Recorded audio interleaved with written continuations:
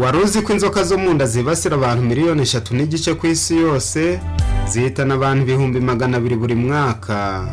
Twavugamo Oguzira, Betenia n'izindi nyinshi.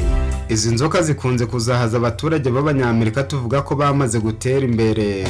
Kandi inzoka za Oguzira zonyine zibasira Abanyamerika 20,000 kugeza kuri 40.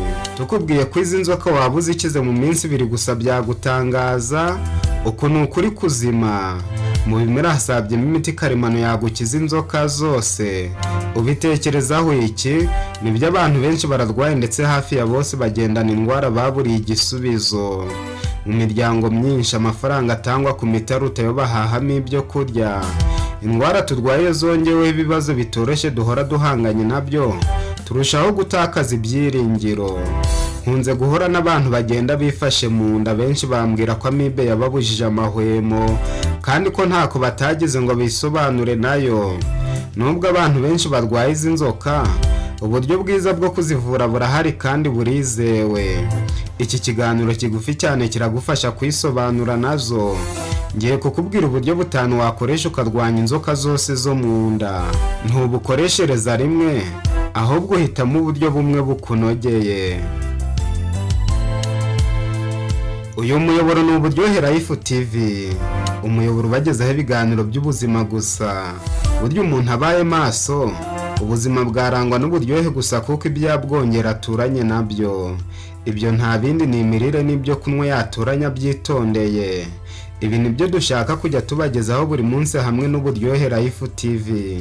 Maze abo bizajya bishobora bakajya badusanga muri Relax Life Center, ivuriro rikorera hano mu mujyi wa Kigali, ku Kimironko hafi cyane y'urusengero rwa Foursquare. Mwihutire gukanda subscribe n'inzogera tuje twibanira buri munsi. Niba ushaka ubuzima bwiza no gusaza utanduranyije na rubanda, ukwiriye kwita kuri ubu buryo 5 bwo kurwanya inzoka zose zo mu nda, ugahorana umutuzo muri wowe. Uburyo bwa mbere bugizwe no gufata akayiko gato k'ibumba ry'icyatsi n'akayiko gato ka time n'udutete 3 twa tungurusumu kabiraza mu kirahuri cy'amazi. Mu gitondo ukayungurura ukavangamo ikiyiko cy'ubuki, hanyuma ukanywa. Iyo hashize isaha unywa amazi y'akazuyaze 1/2 cya litiro. Uyu muti ukoresha iminsi 7 yose. Iyo irangiye usibira icyumweru kimwe, ukongera ukawutangira ukarangiza indi minsi 7. Irangira ukiza inzoka zose, cyane cyane amibe yigize karaha kajyahe. Icyitonderwa, iyo urwaye igifu uvanamo tungurusumu. Uburyo bwa kabiri bugizwe no kubyuka kare ugakatakata karoti 2 na tungurusumu 3 ukabihekenya. Iyo hashize isaha unywa amazi y'akazuyaze akamuriyemo indimu. Uyu muti ukoresha iminsi 11 yose. Urwaye igifu wavanamo tungurusumu n'indimu, hagasigara karoti n'amazi y'akazuyaze gusa. Karoti nubwo ziryoherera, ni umwanzi gica w'inzoka zose zo mu nda.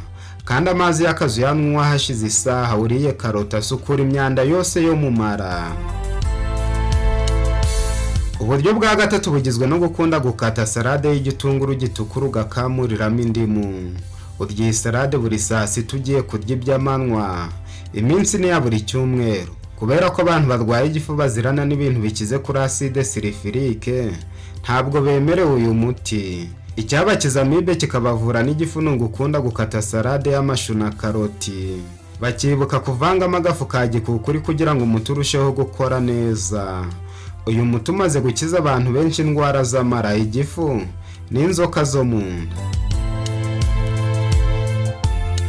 Uburyo bwa 4 bugizwe no kubyuka kare mu gitondo ugafata amazi y'akazuyaze ugakamuriramo indimu, hanyuma ukavangamo ikiyiko cy'ubuki ukanywa. Iminsi 11 ikarangira. Gusa nanone uyu muti ushobora kunanira abahorana uburwayi bw'igifu.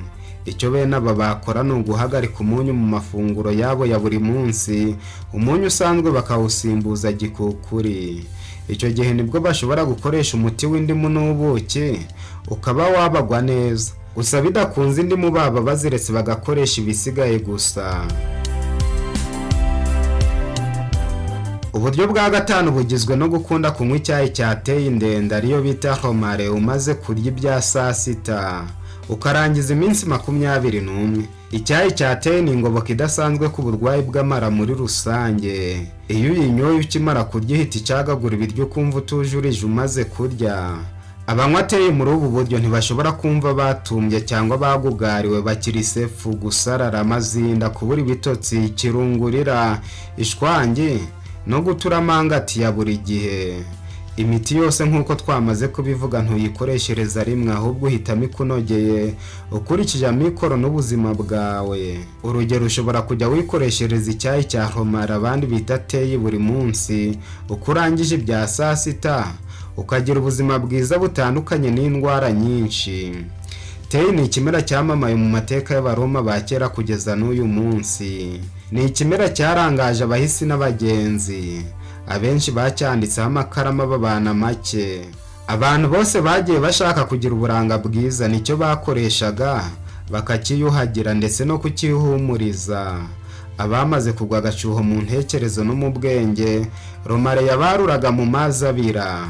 Abagira amazinda akabije, batagifata mu mutwe, abafite iminkanyari, abatakibasha gusana inkike, romare yabakura haga. Bamwe bayita romare, abandi bayita mudarasini. Hari n'abikundira izina ryo mu gifaransa bagahita bivugira romare. Mu buryo bwo kuyitandukanya na time, benshi bayita teyi ndende, mu gihe time bayitazira teyi ngufi. Mu cyongereza ni rosemary, muri siyanse ni Rosmarinus officinalis, ikimera cyamamajwe n'ubugiraneza bwacyo. Romari ikomoka mu majyepfo y'Uburayi, aho bamaze imyaka magana n'amagana bayikoresha nk'umubavu n'ikimera kivura indwara ibihumbagiza. Mu gihe cya kera bagira ikibayituraga ikigirwamanakazi cyabo cyitwa Aphrodite, imana y'urukundo. Bakabikora batyo bazi neza ko romari nayo igira les propriétés aphrodisiaques, bishatse kuvuga ko romari barirwa mu bimera byongerera abashakanye urukundo. Ntimwabyumva neza, ariko romari ikangura imisemburo yose y'ibyishimo, umuntu akiyumva muri mudu yo kwizirika kuwo yashatse. Abaroma bosaga romari kugira ngo ivu ryayo ribarinde imyuka mibi. Impumuro yayo ivugwaho kongera akanyamuneza no kurwanya guhangayika kwa buri kanya. Ibibabi byayo kimwe n'amavuta yateye bikunda kwifashishwa mu buvuzi buzwi nka aromatherapy, mu kurwanya stress no gutuma umubiri umererwa neza gusa. Irwanya kugwa agacuho n'intege nke zigaragaje asteni. Itera gusinzira neza iyo yanyowe hakiri kare. Amateka atubwira ko romari yakoreshwaga cyane mu kinyejana cya 14. Yakorwagamo umubavu usubiza umubiri wose itoto. Romari itera kwibuka, gufata mu mutwe no kwimbika ku byo uri kwiga, la concentration.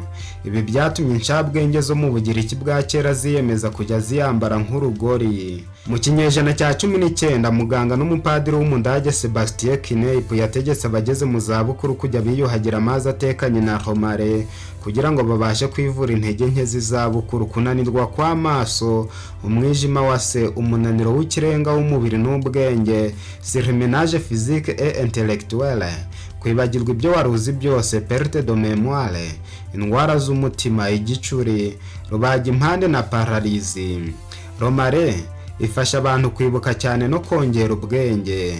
Ituma amaraso atembera neza, irwanya ububabare, itera impumuro nziza mu kanwa, igabanya uburibwe bw'igifu, ivana uburozi mu mubiri, irinda ubwandu bw'uruhu, irinda kubyimbirwa n'ibindi byinshi.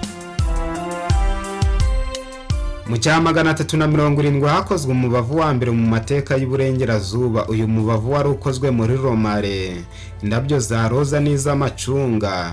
Uyu mubavu wavuraga indwara nyinshi kandi ukongerera uburanga bawukoresheje. Amateka avuga ko umwerimite yafashe impano ya romare yayiha umwamikazi wa Hongiriya Elizabeth, wari ugeze mu zabukuru ku myaka 72. Elizabeth yakoresheje amazi ya romare, bizeraga ko akora ibitangaza umwaka wose. Indwara zose z'izabukuru yari afite zirayoyoka, yakize indwara zose, agarura itoto n'uburanga yari afite ku myaka 20. Nicyo cyatumye umwami wa Hongiriya mubenguka, mwambika impeta y'urudashira.